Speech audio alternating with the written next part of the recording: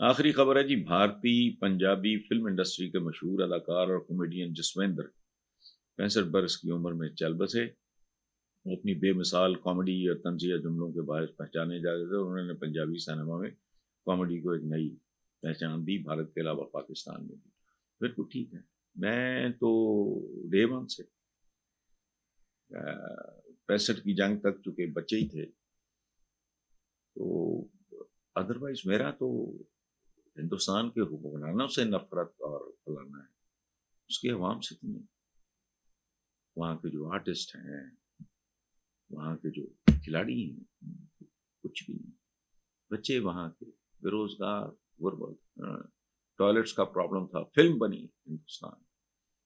میرے لیے تو یہ سب میں نہیں ان کو جانتا دیکھا، لیکن جیسے میں نے آج کے اخباروں میں بھی پڑھا ہے، میرے ساتھ میری ٹیم نے سوال بھی بھیج دیا، تو ٹھیک ہے، لیکن زندگی کیا ہے؟ زندگی کی کوئی اوقات ہے نہیں۔ یہ زمین پہ چلتے چلتے زیر زمین جانے کا نام، اور زیر زمین جانے کی کئی قسمیں ہیں۔ وہ جو مسلمان، یہودی، عیسائی، وہ دبا دیتے ہیں، ہندو جو ہیں وہ جلا دیتے ہیں، پارسی ٹاور آف سائلنس کہتے ہیں میرا خیال اس کو، اس پہ رکھ دیتے ہیں، پرندوں کو کھلا دیتے ہیں۔ تو زندگی تو بالآخر اسی طرح کی چیز ہے، لیکن جس نے زندگی میں کوئی پہچان چھوڑی ہو، وہ ظاہر ہے ہوتا ہے اس کے جانے کا۔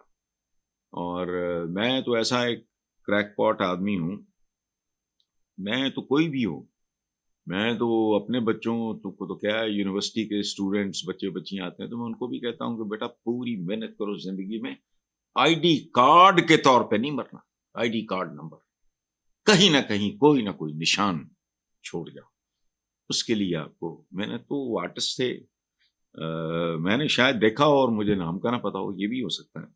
تو بہرحال نقصان ہے یہ کسی بھی کریٹو آدمی کا، ایک تخلیقی آدمی کا، ایک ذہین آدمی کا اٹھنا، وہ سب کا ہی نقصان ہوتا ہے۔ تو بہرحال، اور دوسری بات یہ ہے کہ پنجابی امرتسر لدھیانہ، یہ میرا تو شعر ہے، یہ جالندھر کی مٹی ہے میرے اندر کی مٹی ہے، یہ امرتسر کی مٹی ہے میرے اندر کی، چونکہ میرے تو پرکھوں کی قبریں ہیں، جالندھر، لدھیانہ، امرتسر، میں گیا ہوں۔ میرے کچھ دوستوں نے پوچھا ہے کیا 2 گھنٹے کے بعد نہانے گھس جاتے ہو آپ؟ تو میں نے کہا یہ وہ پانی ہے جس سے میرے بڑے غسل کرتے رہے۔ تو میں تو اس طرح کا آدمی، مٹی لے کے آیا یہ سارا۔ تو بہرحال پنجابی یہ پتہ نہیں چڑھتا پنجاب کہندے، لہندا پنجاب، یہ جو بھی ہے، اس پنجاب ہے۔ میں دعا گو ہوں اپنے سردار صاحبان کے لیے، سکھ بھائی خالستان کے لیے دعا گو۔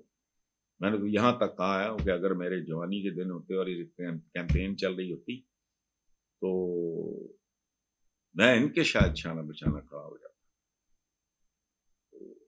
پنجاب ہے، ہم پنجابی ہیں، میرے پرکھوں کی پتہ نہیں کتنی نسلوں کی قبریں ہیں وہاں کا کوئی فنکار، آپ یقین ہو، میں آج آپ کو ایک عجیب و غریب، میں نے آج تک یہ بات نہیں کی، 80s میں آئی واز ان سعودی عربیہ، جب یہ دھرمیندر صاحب کے بیٹے کی، وہ سنی دیول کی پتہ نہیں بےتاب نام تھا فلم کا، مجھے وہ ریلیز ہوئی، میں ریاض میں تھا، میں نے خانہ کعبہ جا کے دعا مانگی، یہاں میرا ایک دوست اس کی ڈیتھ ہوگی، انعام الرحیم، اس کو فون کیا، میں نے کہا یار دربار جا کے نا دیکھا سکھ لیں، وہ کہنا کی، میں کہ یار وہ دھرمیندر کا بیٹا ہے اور لانچ ہو رہا ہے، اللہ مقام ہے کرے۔